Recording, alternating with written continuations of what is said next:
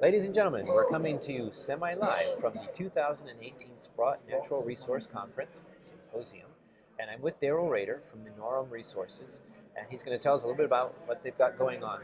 Daryl? Oh, thank you for having me. Really appreciate it, and great event to be here at. So Minaurum Gold was put together just over about 10 years ago. We were actually formed to be a mag gold Okay. company. It was actually the name of the company originally, and the idea was a number of the financiers of Sorry, mag I'm going to jump silver. in. Most people are going to know Mag Silver, famous success story, Peter McGaw, huge high grade. Yeah. So Mag Gold, conceptually, that's the idea. Yeah, but- that was sort of the pattern of Sorry, putting, that's okay.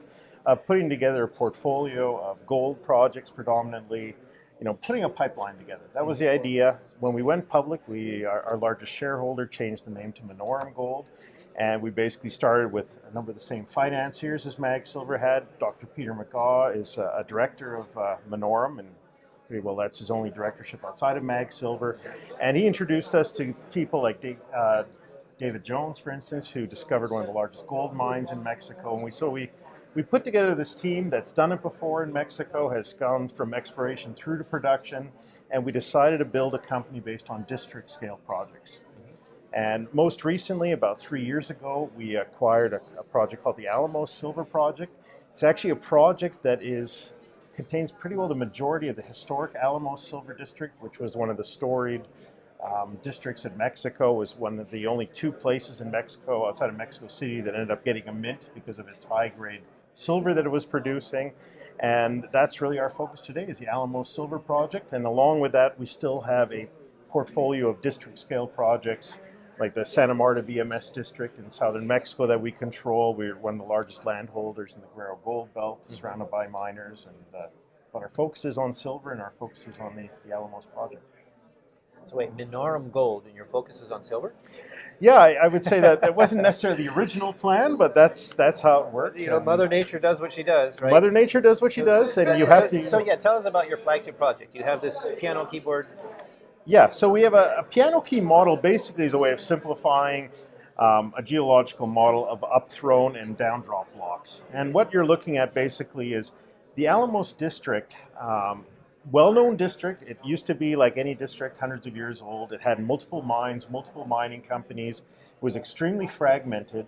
And about a decade ago, a Mexican family, the same family that actually put together the Santa Elena project and sold it to Silvercrest, which became ultimately First Majestic.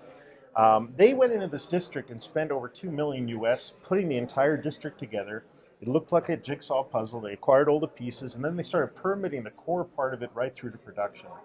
And one of the keys for them was they wanted to work with a geologist they thought could really make this project as valuable as possible and add value to them through their NSR that they retain on it. And that's where Dr. Peter McGaw came in. And they knew Dr. Peter McGaw.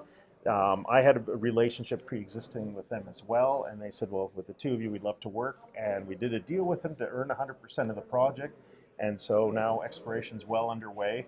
And where this piano key model comes in is the district had a big vein called the Quintero Promontorio vein in it.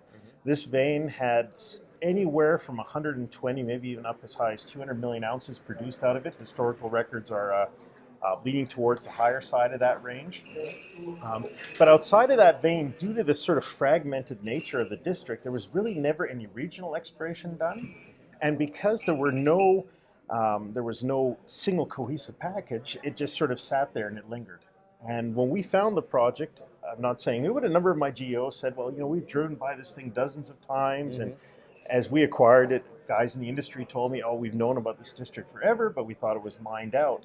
And we were the first guys, the Mexican family was, who put it together. We came in, started a regional program, and we very quickly started discovering robust veins to the east and the west of this historical producer.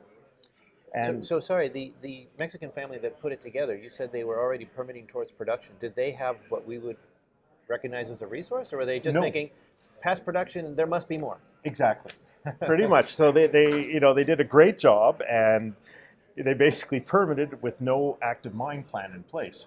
But they permitted everything from production, where they would have access, surface access, all these different kinds of things. So those came into place. the permits were granted, but it's for the core portion of the project sort of surrounding the existing vein. But our idea has always been we don't want to focus on the existing vein and drilling residual mineralization. We want to find new deposits as opposed to drilling off, partially mined ones. And you've had some success already, right? Yeah, we've had some success, and this is where the piano key model comes in, because we said, okay, we have this large historic vein that had, let's say, 150 million ounces taken out of it. Now we're finding these multiple other veins. They all seem a bit smaller on surface or lower grade, and if they are wider, some of them do have high grades, but it's sort of sporadic, and there is a lot of high grade there.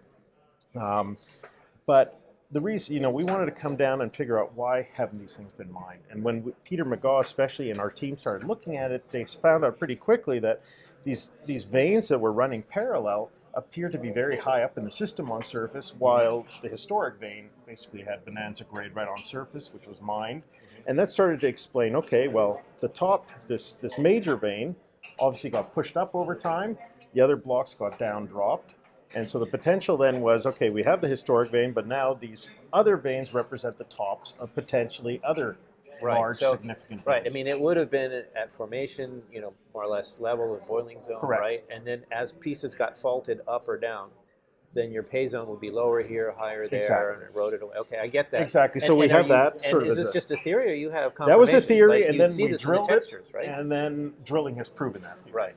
Okay. And what happened with drilling basically is we drilled these long, shallow angle holes. The idea being hit as many veins as possible in one hole. Right. So we started crossing these veins that on surface are not that predominant or that exciting as the historical vein.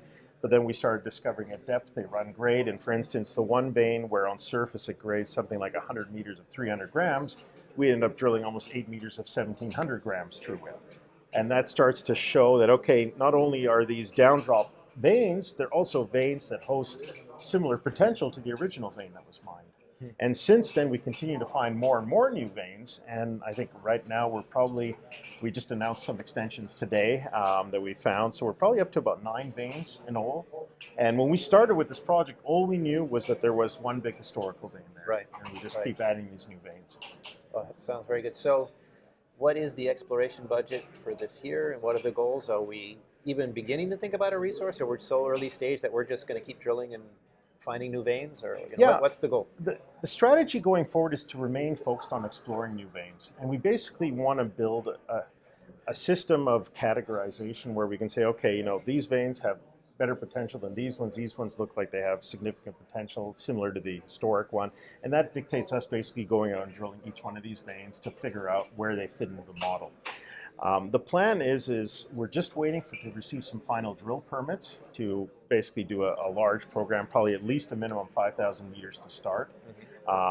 Hopefully everything comes together later on this summer. That's sort of what we're planning internally, and then we would just mobilize the rig and pretty well not stop and just continue testing new veins. The temptation is to go back to our discovery hole and drill ones neighboring that, but we have to be disciplined and first test the other veins. And we're finding veins on surface that grade much higher than the vein on surface did over this discovery hole. So what's the logic of that discipline? I mean, some people would say the disciplined thing to do is to take your discovery and step out, calmly build a resource here and then look for the others.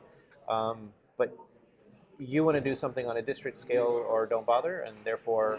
Yeah, it's a district scale mentality similar to what Dr. McGaw did at Mag Silver, and the idea is we want to figure out how large this is as quickly as possible. And then once we can start determining how large the system is, then we can start going back and then drilling these things off one by one. Okay, all right. And really, I think too, as far as developing the company, the fastest way to also get a valuation, a better valuation, the company is making new discoveries. I think once you get sort of pigeonholed into just drilling, doing 50-meter step outs, and some holes are hitting the vein down 100 meters, some 350. It's working for some of your neighbors. It does work for our neighbors, but we have big ambitions here, and we think the system can host a pretty significant silver discovery. So what's the budget? What's the over the next season? What's the budget? What are the deliverables? Yeah. So right now, let's say 5,000 meters. That costs us about $150 a meter. With everything, we're doing surface mapping and sampling still too. We're sort of budgeting at least about a $2 million program between now and the end of the year.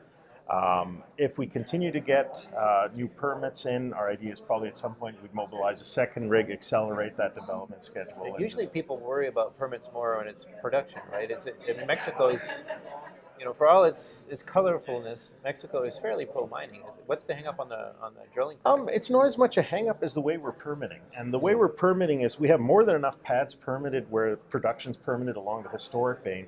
But what we've done is as we discover new veins, as we step out, we basically find a new vein, start permitting new pads there. You find a new vein, permit pads there again. So what we're waiting for is critical mass of new pads to come out. And there's no way to get a, I'm thinking Nevada terms, a certain amount of disturbance for the whole property that you can. No, you have to have it. You have to have it right down to the coordinates of the pad.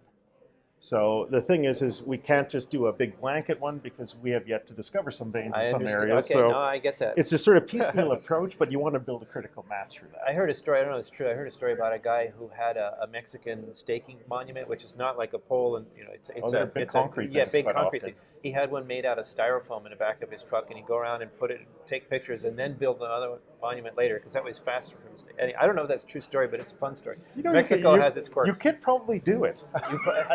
It looks like a white cement block, right? Yeah. I'd say it's probably better if you're a Mexican and you do that than an expat. Okay, so do you have the money in the bank to do that? We do. We just raised $7 million with cash in the treasury. We're about $8.5 million in the treasury right now. Okay. So more than enough money in the bank to do this all, and we're continuing to do it. We have a lot of news flow coming out over the next couple of months here, irrespective of drilling, because I've had my team of geologists working on the site basically uninterrupted for the last couple of years here. Okay. And last quick question: any social issues, tensions, drug war problems in your area, or? No. One thing we do discuss on our website, and some of the other newsletters have discussed, is we have different mineral tenures on our project, and that's explained on our website. And it's sometimes that will slow down permitting in certain certain portions of the district that we control. But there's very clean ways to apply for permits in these various areas. Some of them just take longer than others. Okay. All right. Oh, great story. Excellent. Thanks. Thank you so much. Thank you.